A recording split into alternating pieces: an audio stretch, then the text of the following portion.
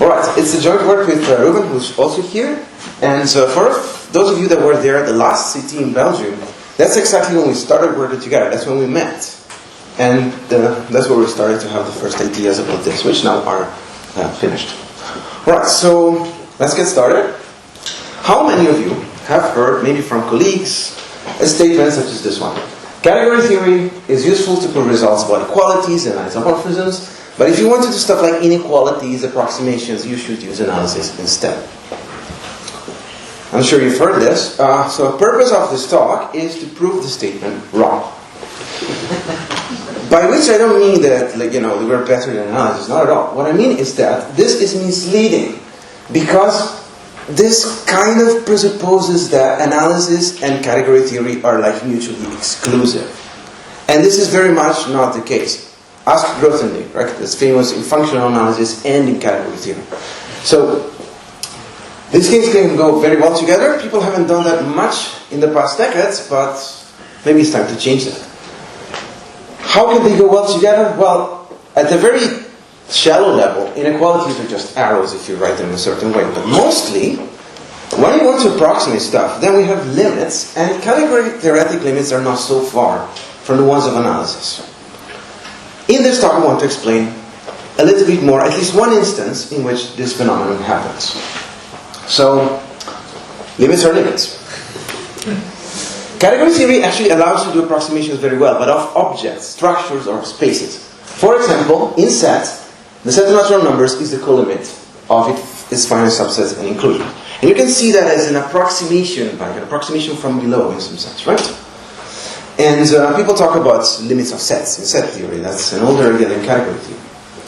Somewhat dually, you can also approximate infinite products by taking finite products.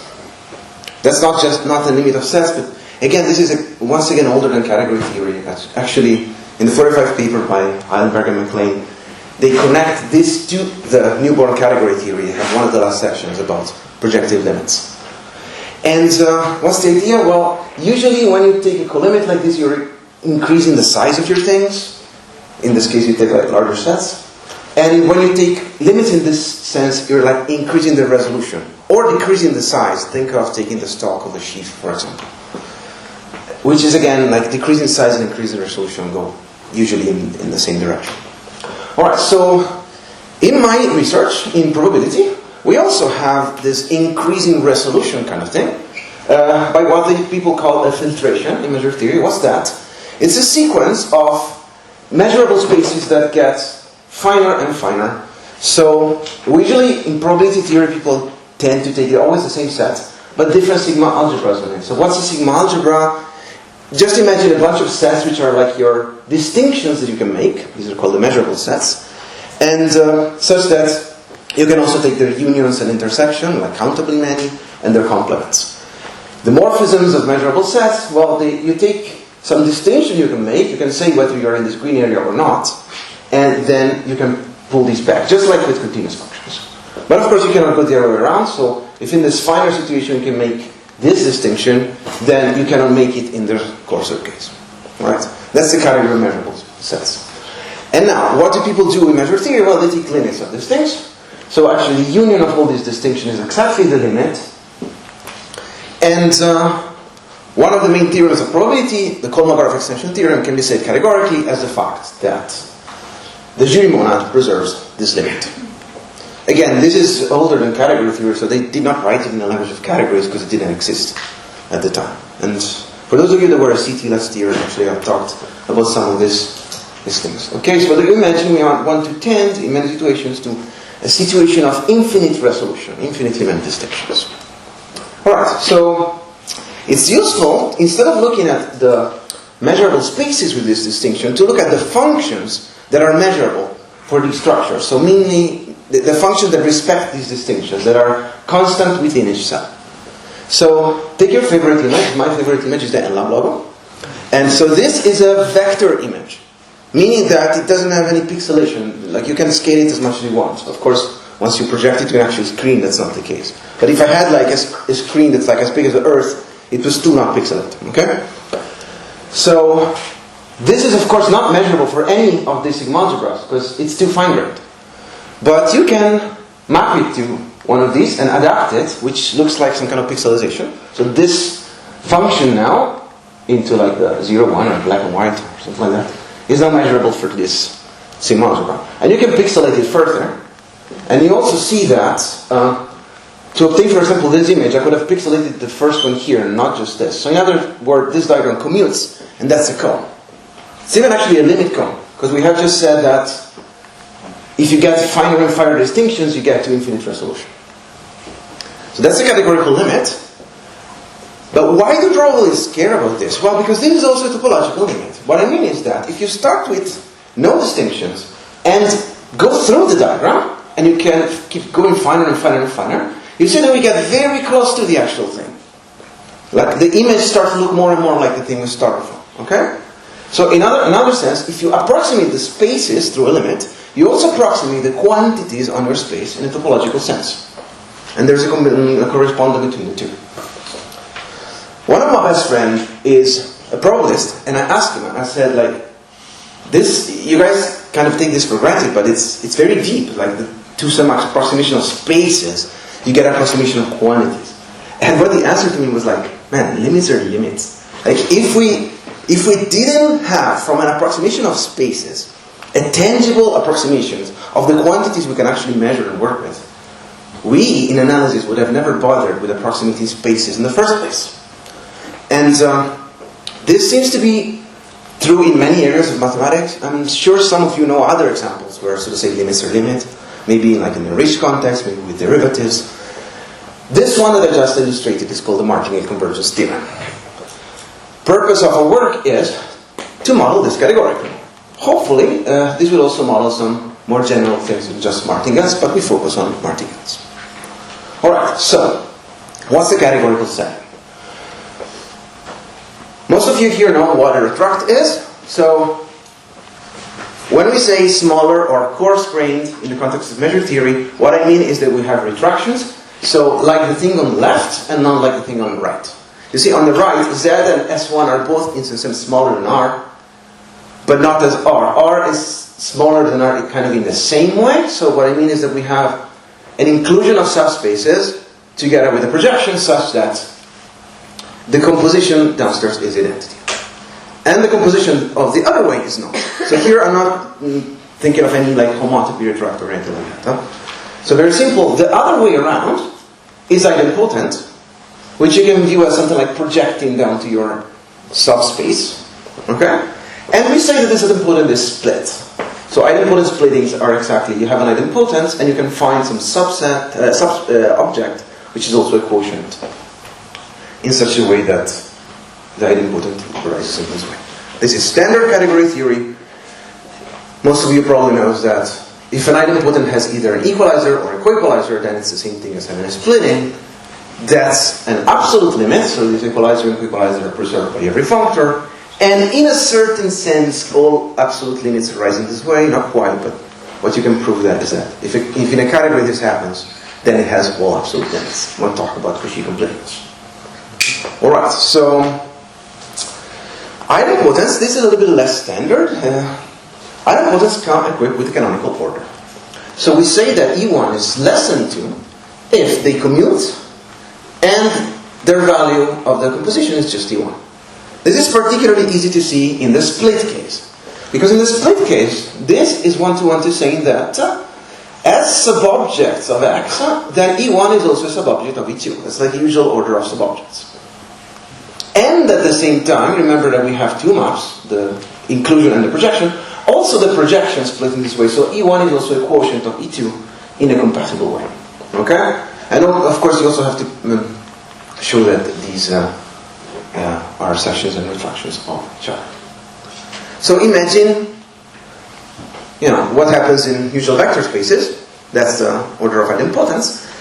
It's the inclusion order, but it's also the order of projections. And in the case of probability, you can see that this can be coarse-grained to this and further coarse-grained to this. Now you see, this, for example, mid-coarse-graining is also compatible with this sigma algebra. Right? It doesn't break any of the distinctions. So you can go the other way around and re-include it, and that's again an important operation. Alright. Another thing we need to get this right is dagger categories. So tomorrow there's going to be 2 talks about dagger categories. Especially tomorrow morning, Chris Hunnan is going to give one of the keynote talks. So see that talk for the details. I'm going to sketch a little bit here what just the parts that I'm going to need. So what's a dagger category? Very roughly, you can think that a dagger category is to a category as an undirected graph is to a graph. What do I mean by that? In an undirected graph, if you can go from A to B, you can also go from B to A and not to C. But that doesn't mean that A and B are the same. They're not the same point. So similarly, in a dagger category, if you have a morphism from X to Y, then you also have a canonical one from Y to X. But that doesn't mean that they are isomorphic. Or, especially that this morphism isn't isomorphic. Okay? So, what's an example? Well, relations. You see, in relations, you can compose relations, right? They form a category, but which way do they go? Actually, if I have to explain a relation to like a PM student, I'll probably say, imagine like a function, but it goes both ways. That's a dagger category. Or like matrices. Again, you probably all have tried to teach linear algebra at some point. And the students ask, are the rows of the matrix the input or the output? And since you can take transposes and compose them competitively, that's an actual hard question to answer. It's both. Because it's a dagger category. Okay? And similarly, the example we will use is joint distributions between probability measures also are kind of two-sided. And they form a dagger category. More of that in a moment. So a dagger structure is basically a self-equivalence between when a category needs inverse, which is functorial. Think of the transpose of matrices as satisfiers. Every groupoid is a dagger category, but not every dagger category is a groupoid. Alright. In dagger categories we have a lot of things. We're probably going to see more of them tomorrow. But the nice thing about it is that very often it gives a notion of geometry, of Euclideanness, of orthogonality, so to say. So, for example, dagger monomorphisms in the category of matrices are exactly the ones that preserve the inner product. The isomorphisms are not just any invertible matrices, they are the orthogonal matrices, so they preserve the matrix. So it's like, every time something is like a little bit Euclidean or Riemannian or L2 or Hilbert, like it's got like squares and square distances, then chances are that's a dagger category. Alright, so why do we care so much? Because of dagger idempotents. Dagger idempotents are not just any idempotents, they have this notion of somewhat being orthogonal projections. What I mean by that? Usually, if you have the inclusion of a subspace, and this is split, then you can project it back. But if you have 2 different projections, then this is a different split idempotent. It's a different retract. Similarly, if you have a quotient here, and you include it with 2 different sections, you do this all the time in group theory and differential geometry, then these 2 things are different retracts again. However, with dagger categories, if you have an inclusion, then we have a canonical projection back, the dagger of that. Let's correspond to the fact that you have orthogonal projections, that those are just one-to-one with your subspaces. This makes the order of idempotents particularly simple, because you don't have to have both of these conditions, they imply one another. Okay? And so, these diagrams are just diagrams in the slice category. So, why do we care about this? Because limits and colimits, at least the connected ones in the slice category, are just the one in the base category. So the forgetful functor creates connected limits and colimits. So if we want to take these limits of increasing finer and finer things, we can just take the limit in the base category. This only works in the dagger case and not outside. For example, in the category of Hilbert spaces, then dagger split idempotents are just closed subsets with this inclusion, and then you have to take the closure because you want a closed subset, or the intersections of subspaces, just like it happens with finite dimensional vector spaces. Alright, last thing we need for our setting, we want to enrich topologically, because we want to talk about topological convergence. Top is not Cartesian closed, but it's monoidal closed.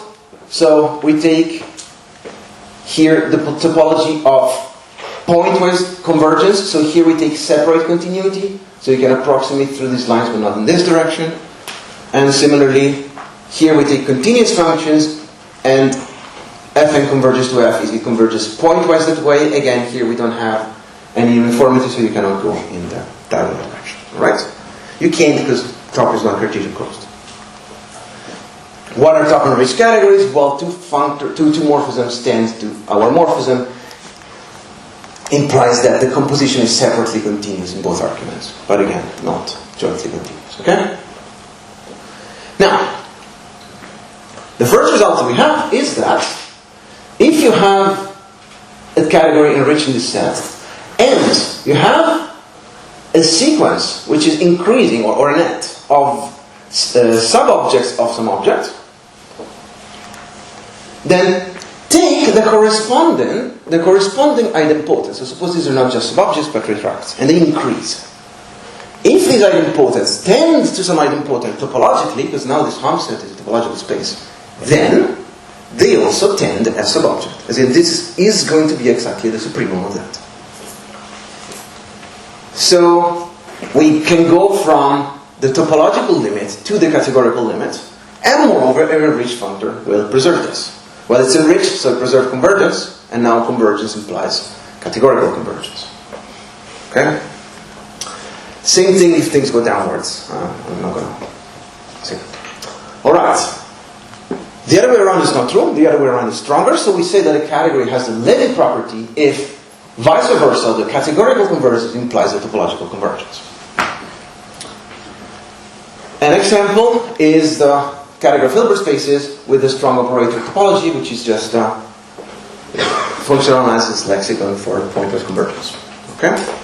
So you have that, if you have increasing subspaces of a Hilbert space with their projectors, then the subspace is the sub of the subspaces if and only if the projector is the limit of the projectors. And same thing in a downward case, but you have to take intersections there. Alright. So let's now do this to talk about conditional expectations.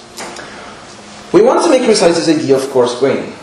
So what is that like? Suppose you have a probability space and a function on your space which respects these distinctions of your sigma algebra here in red.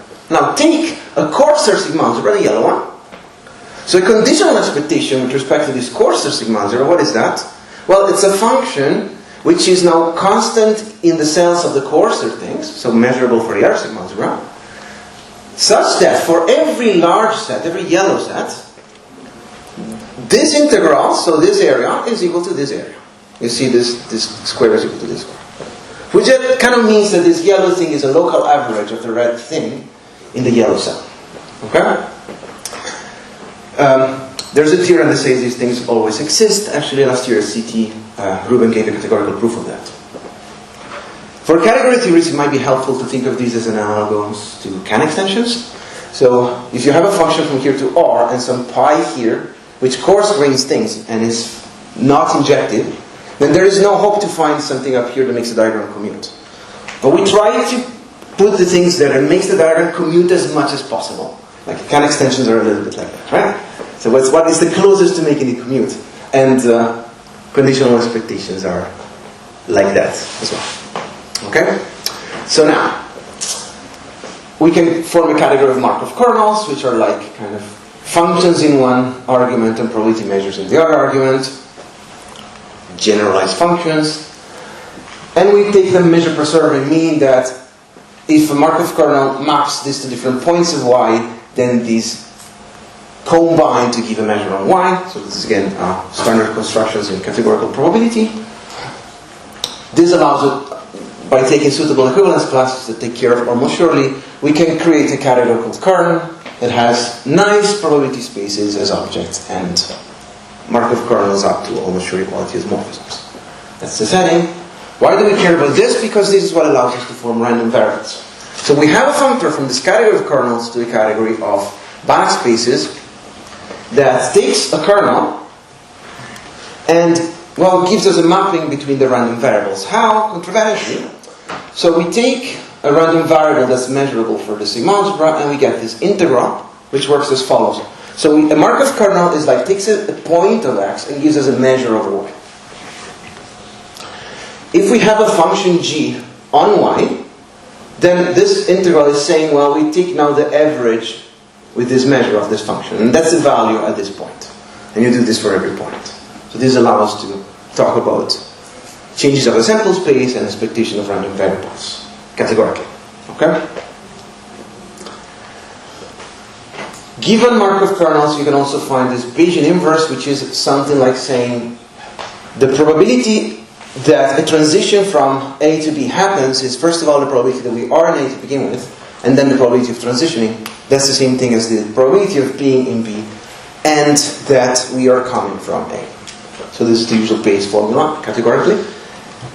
These always exist, and so this makes our category dagger. Moreover, if you take L2, this lands in Hilbert spaces, and this actually is compatible with the dagger. This is not our result, this is dagger. Okay. Alright, so that's the setting. Now, here's the first theorem that we prove really in our work, like for probability. If you take a sub-sigma algebra, so imagine this coarser thing, and consider the kernel induced by the identity, which just doesn't do anything except coarse graining. What is this Bayesian inverse? Well, it's something like you map each point of this constantly, because it has to be measurable, to just a measure up here, which is like a renormalization of this place just within the cell. And that's for each cell. But now, if you have a function up here, what is its action on functions? Well, by what we did before, it's just a local average.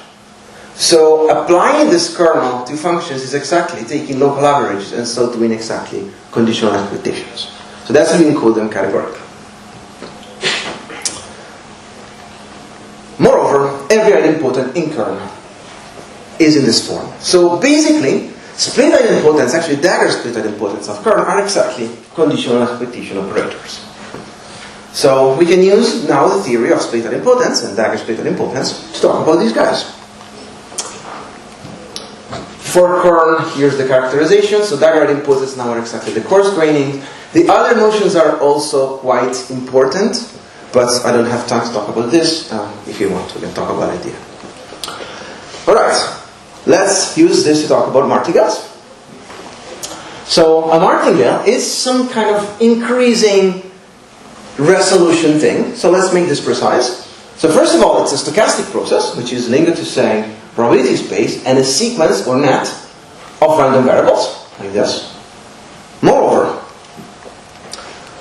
we want a sequence of sigma algebras which are always increasing, so they form a filtration, and in such a way that each Fn is measurable for all these, so it's adapted to this filtration. So really imagine a picture of the one above. And moreover, each Fn is just, so to say, the coarse graining of the previous one. So this is, if you view it forward, they're just increasing in resolution. That's a martingale. Now, the theorem says, given a martingale with this apparently ugly L2 uniform bound, but more on that later, then there exists a common refinement of all these guys, like the vector image of the L, such that each of the other ones are just a coarse graining of this one, and moreover, the approximation gets better and better topologically. Alright, so in the last 2 minutes I have, I want to prove this analysis theorem with uniform bounds like a category theorist. How do we do that? Well, I want to argue that this is obviously a topological limit, but this one here is actually a categorical limit. And they go hand in hand. How? First of all, we enrich kernel topologically. A kernel, Markov kernel, is like a measure in one argument and a function in the other argument. So it's natural to take a topology which is like a setwise convergence of measure in one argument and an L1 convergence of functions in the other argument. We prove that kernel has the Levy property. So, if you have something here and coarse grain and re-embed, and we do it with increasing n, this will tend topologically to the identity in the Hom set on this object. The functors that take random variables are topologically enriched. And so if these tend to the identity, also these tend to the identity, keep in mind now the arrows are reversed. What does that mean? Is that if we had a function here that's very fine, and we coarse grain it, well then, these Fn, for increasing n, are closer and closer to this one topologically. So this already proves the second part of the theorem. However, what we did not prove is why the common refinement exists. Why does it exist? Well, remember that we say the rich functors preserve topological and categorical convergence. So this very fine thing is actually the supremum of all these objects. And For dagger structures, we have this slice category thing, so these are actually just limits in the Higgs category. And so this is actually a categorical limit of these coarse grains. Now, we are in the category of Hilbert spaces, which are vector spaces. How do we talk about single vectors? What's the vector V? It's a linear map from R to V. Just look where number 1 goes, right? But we are taking the ones that are of norm less than 1, so this is a vector of norm less than 1, not just any vector. So now, if we have this sequence of things that form a cone, right, which are increasingly finer, we're saying that these are uniformly bounded in L2. But what does that mean? Well, that means that the norm of all these things has to be bounded by 1 or by linearity by some number. So the fact that these are uniformly bounded in L2 is exactly saying that this is a cone in this category. So it's a categorical condition. Now, we have just said that this thing is a limit, and so by the universal property there exists a common refinement of all these guys. And that concludes our proof. Alright, so I'll just say this is not special for R. Any enriched functor on kern will give us a convergence just by enriched category. So for example, you can do this in arbitrary Banach spaces. There is no bounds on cardinality. Well, maybe I should say as long as it's small, of course. We did everything also downward. And this is a part that's interesting for probabilists, the downward direction for arbitrary cardinalities seems to be a new result. So it looks like in probability papers and textbooks, this was never done before. Now, with probability is a massive field. You never actually know. Could be that some paper never translated to English did this some time ago. But we couldn't find it, and we asked around. Alright, so that's the end. To know more, Ruben gave a keynote talk at ACT last week, which is recorded with a lot more details. Here's the paper, and for additional context, here are 2 more papers. Thank you.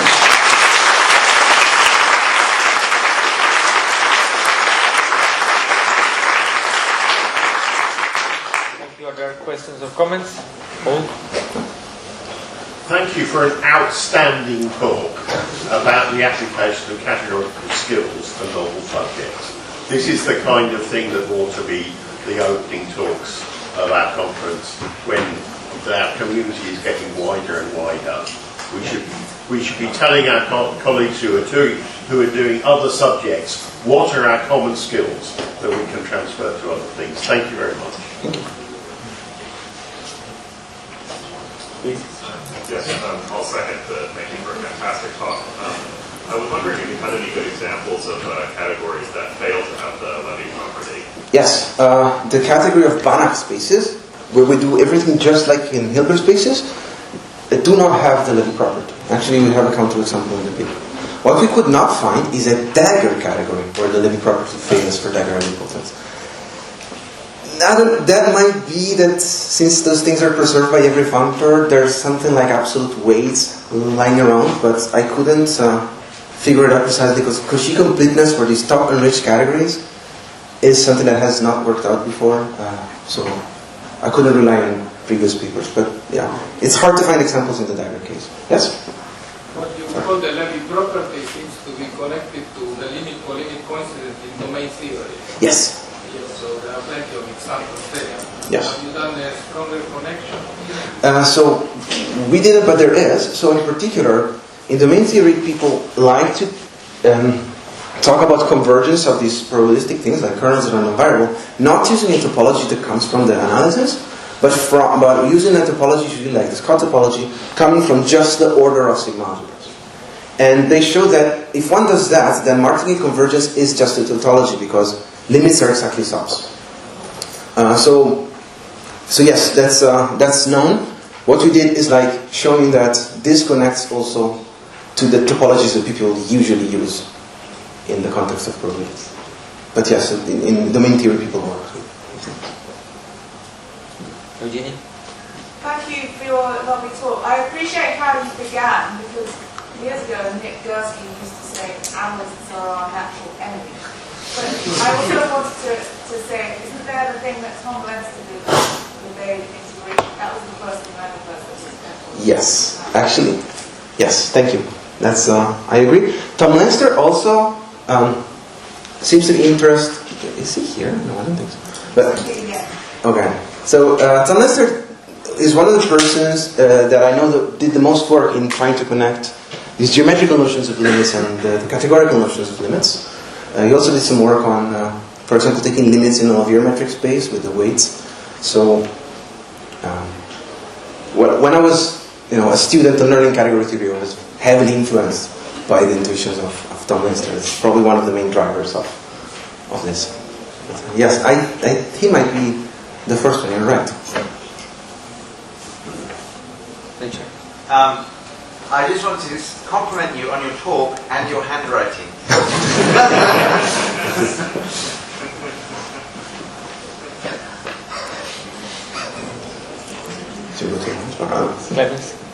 Just one question about the closed monoid structure on top. Yes. I thought that this was not possible without changing the topology, but you seem to say that just pointless convergence is okay to have a closed monoid structure on top. So this I actually did change the topology. So the one that would have worked in top if it was Cartesian closed on the internal humps is not quite the pointless convergence, but it's the compact open topology. Because usually, I guess it's Heine-Kantor or one of those theorems, like functions that converge, continuous functions that converge pointwise also converge uniformly on compacts. Or there's a statement like this. Or I don't remember if but something like that. Yeah. So in top one takes the compact open topology, which kind of says that things converge uniformly on compact subsets. And if one restricts top to just spaces that are exponential, one gets something that's Cartesian closed. I think a topology here that is a lot weaker. Otherwise, this wouldn't work. So we are looking at situations where we can make stronger statements, but we don't have them yet. I may have missed something. When did you stop working for Ln and only start working for L2? Yes, that's a good question. I only did one of the theorems here, but there's a bunch of versions of this theorem.